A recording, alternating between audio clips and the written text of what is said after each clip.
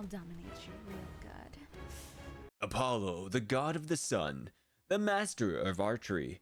And we're gonna make this Olympian god into a Dungeons and Dragons character. Oh wait, no, not this god, this goddess. Now using 3.5e D&D rule set, the book called Gods and Deities actually has a page on Apollo, but what if you want to make your own gods and goddesses? You too can follow these steps and make a god of your choosing. Creation of Apollo, the sweaty gamer girl who happens to sing and even do voice acting. You're gonna be with me forever and ever and ever. You're going to enjoy my company and you're gonna love it, right? Not only can she get you all hot and burning with desire, we need to make sure she can animate objects to simulate the ability for, I guess, animation in general. But being the literal definition of a hot goddess, what can we do to make her into a badass you can look up to? To start off with, originally, gods in Dungeons and Dragons don't always have a specific race and are more so just celestial beings, and Apollo is such a case, but we need to make sure you can actually play this fiery baddie. Our first option is human, which in all honesty, if we do that, every VTuber in this series will be some sort of human-like humanoid monster being from another dimension. So Apollo is going to be a fire giant. And in 3.5, there is a specific rule set for playing monster classes. Normally, you could pick a fire giant and their ECL will be equal to their hit dice plus challenge rating, which is 15 hit dice plus 4 level adjustment.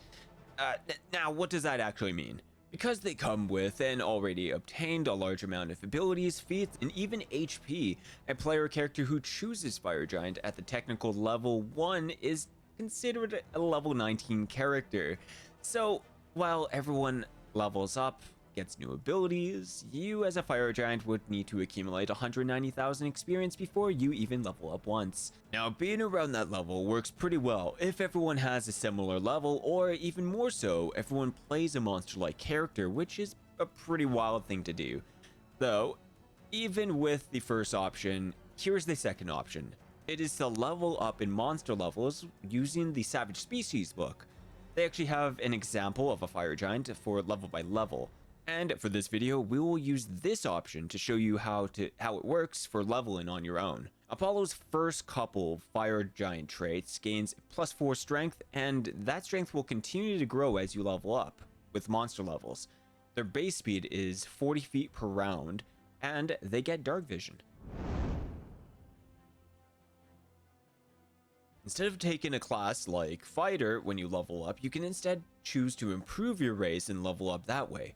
The main thing we want to obtain from monster levels will be up to level 11 if you look at this chart. Instead of taking a class like Fighter, when you level up, you can choose to improve your race and level up that way. The main thing we want to obtain from monster levels will be up to level 11. If you look at this chart here, you gain an extra 8 strength, 8 natural armor, 6 extra constitution, but we end up losing 2 dexterity. On top of that, we can actually spend a bunch of skill points that we would usually get from like a class, and you get specific skill points from the Fire Giant's skill list. You get 8 hit dice, and lastly, 2 powerful traits. One being Rock Throne, gives you a small bonus to hit and a increase to die damage. Then the second is a size increase. She literally grows from being medium to large size naturally. In doing so, if she could cast Enlarge Person on herself, she could be huge sized. Class-wise, I believe we want to do a couple neat things here. We want to pick Scion, choose a variant ability called Greater Animator, which will give us that ability for her to be like an animation expert. Doing so changes some of her powers that she'll get as a Scion, allowing her to animate almost like empowering them to stronger versions. Ideally, she only needs around 15 levels of Scion, but realistically 20 and above is totally possible for a goddess. So as she levels, she will get bonus feats, which she could choose psionic feats and around 106 power points, which is basically like mana. She can also learn up to 22 different powers, kind of like a sorcerer. which can feel very limiting, but trust me, Scions are some of the strongest characters, and some of their abilities just do wacky damage. But her next class, we're gonna be delving into some fire-based abilities. Welcome to the Pyrokineticist Prestige class. And fire is built into the name, allowing this baddie to obtain a 15-foot whip of straight fire. Other than being a pretty mediocre class, some of these abilities have no effect on Apollo because she's already a fire-based race with the fire subtype. The most neat part about this build is that she gains a fire weapon ability, that each attack she gets an extra 2d6 damage for every shot of her bow. And the last ability at level 10 is called Conflagration. She wreathes herself in burning fire, burning everything around her once per day, dealing 15d6 plus a chance that the enemies will be caught on fire. Now, we all know the goddess Apollo is well known for a certain spicy environment, and for that we can actually use a special D20 book from the OGL called the Book of Erotic Fantasy. Now, I can't show you what's inside this book, but I'll let you use your imagination. Her next class is called the Disciple of Alarun, and it is an erotic-based class on charming her foes, and even gains a powerful ability called the Smoldering Glance. All she has to do is look at you in a 30-foot cone, allowing her to captivate a victim, and let me tell ya, Apollo doesn't hold back with that type of stuff. Hey there, you know what I'm gonna do to you? Oh yeah, I'm gonna beat you up. I'm gonna beat you up so good. Oh yeah, you're gonna like that. Come here, Sundrop. Let me show you a good time. I'll be gentle with you, okay? Come here. Don't worry, this isn't going to hurt. Now, some of the powers Apollo actually gets is based on the type of Scion she is, but realistically, this is what I think she would automatically have because she's just a goddess. Number 1 is Expansion. This gal gets bigger in ways you can only imagine. She can dish out more damage, getting a larger size and increased strength. Now, from a large creature, she can actually become a gargantuan goddess. With size comes great, respectable eyes. Bigger weapons. Bigger weapons, like the bow. From a large bow to gargantuan, this deals 4d6 damage. Next, obviously, she would have Detect Thoughts, being able to see through your actions and know exactly what you like, want, and even what you're thinking right now.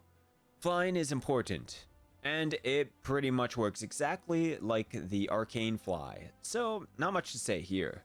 The 4th power is Flaming Shroud. This cool ability wraps herself in a burning ectoplasm, and enemies attacking her take 11d6 damage if they fail a reflex save. Then there is Dominate. Unlike the Arcane and Divine versions, Psionics allows one to spend more power points to overcome the creatures you normally cannot dominate, such as animals, magical beasts, aberrations, and even dragons.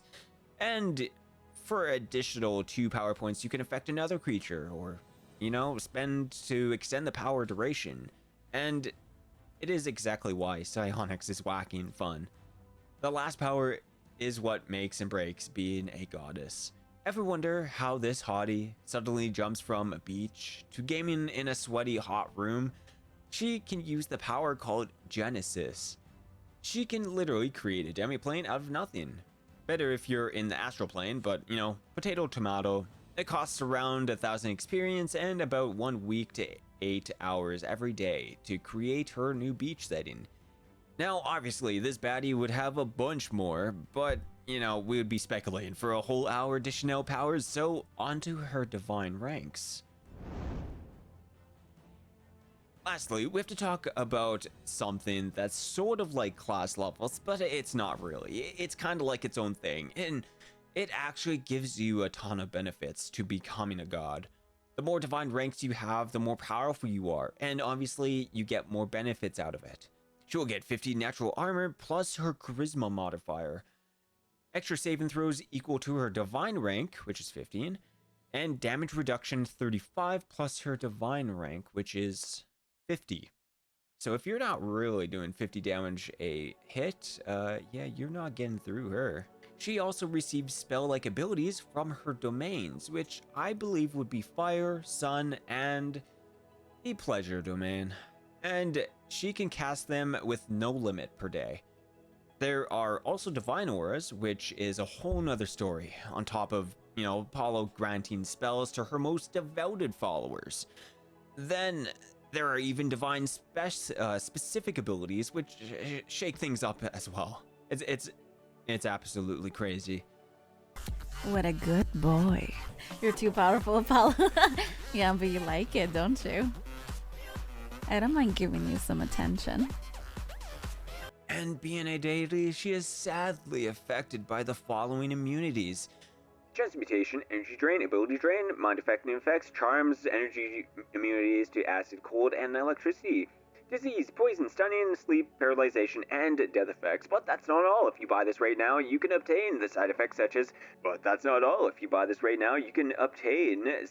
such as immunity to banishment, binding, dimensional anchor, dismissal, imprisonment, repulsion, soulbind, temporal stasis, trap the soul, and turning and rebuking. If you have any of these side effects, you may want to call your deity, or you might just be a little bit crazy.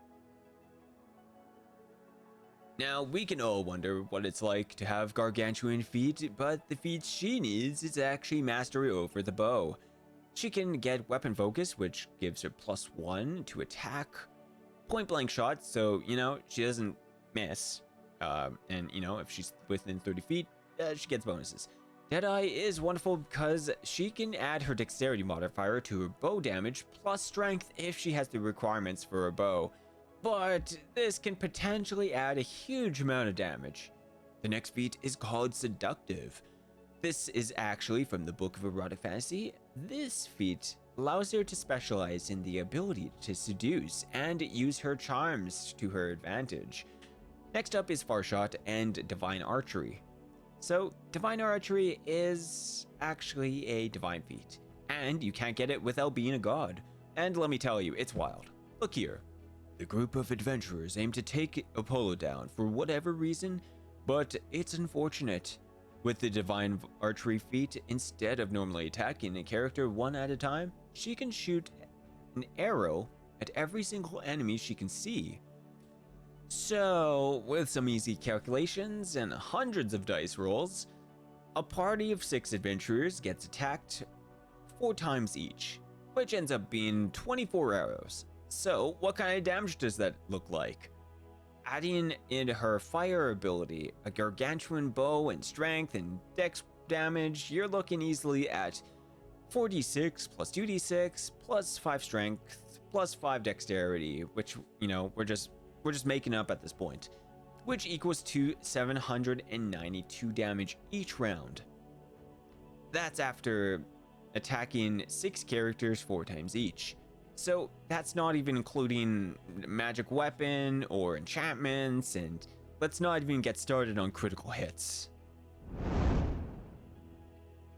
Now, there's only one piece of equipment that I'm interested in exploring, and it's her bow. In the book, it is said to be a +5 mighty speed disruption holy composite bow, which is a mouthful, but how much would that actually cost a mortal to create? Well, to start off, it's relatively easy to calculate if you know what you're doing.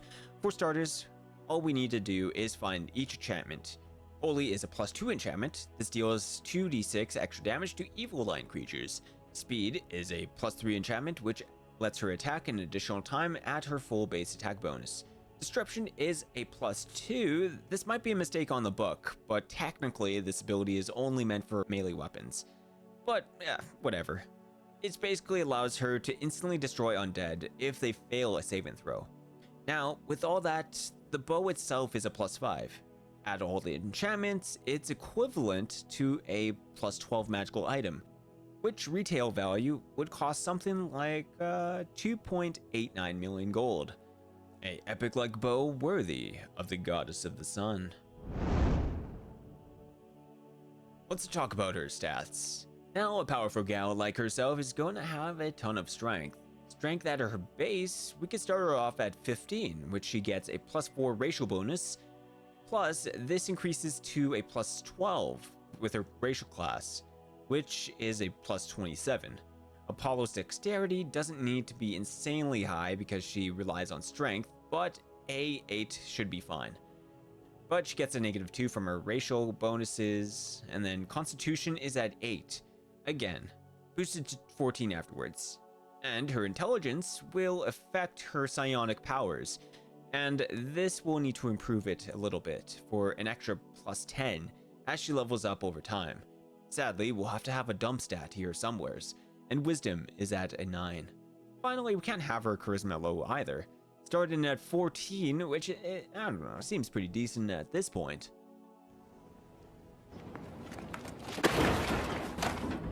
Apollo's alignment. So, thinking about it, I think she would be chaotic in nature. Probably chaotic neutral, the true free spirit. And freedom from all those do-gooders. She's not afraid of authority and heavily resents restrictions.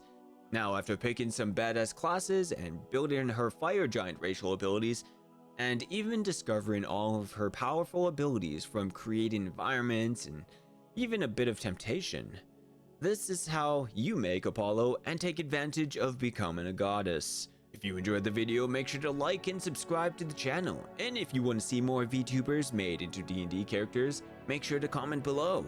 Don't want to miss the next video? Join the Discord in the links below. Thanks for watching, and we'll see you guys in the next video.